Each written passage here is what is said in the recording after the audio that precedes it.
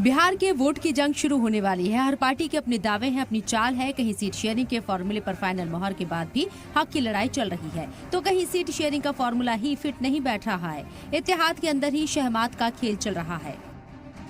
BJP की पहली list के बाद आज जेडीयू ने भी अपने पत्ते खोल दिए। पहली लिस्ट में 57 उम्मीदवारों का ऐलान कर दिया गया,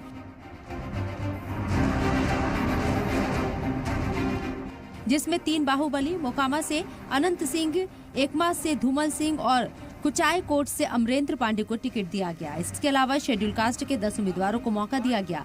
जेडीयू की इस लिस्ट में एक भी मुस्लिम उम्मीदवार शामिल नहीं है। जेडीयू ने अपनी पहली लिस्ट में कास्ट फैक्टर का भी खास ध्यान रखा है।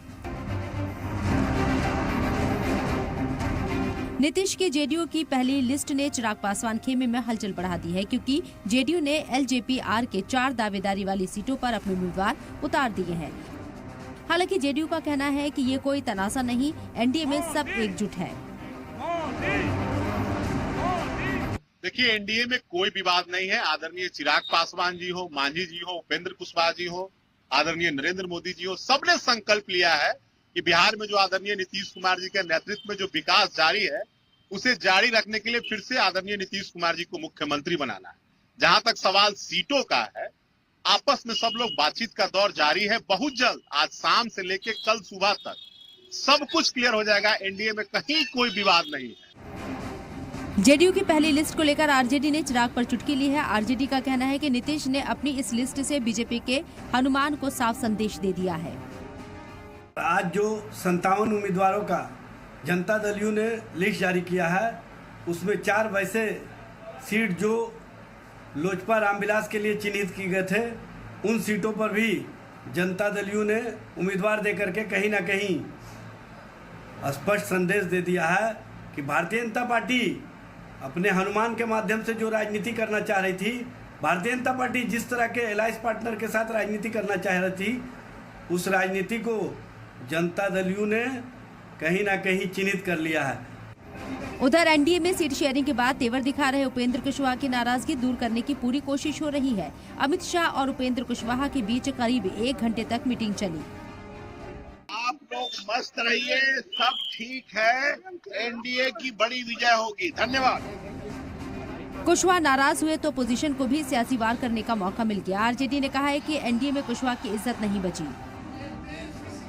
ये जब आदरणीय श्री उपेंद्र कुशवाहा जी का सम्मान ही नहीं बचा किसी का, तो फिर अभी तो एनडीए में आग लगी है और आगे आगे देखिए होता है क्या।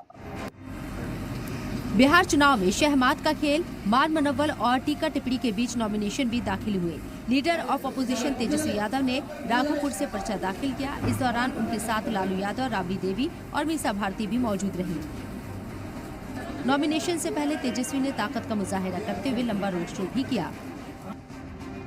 उधर डिप्टी सीएम विजय सिन्हा ने भी लखीसराय से अपना नॉमिनेशन दाखिल कर दिया।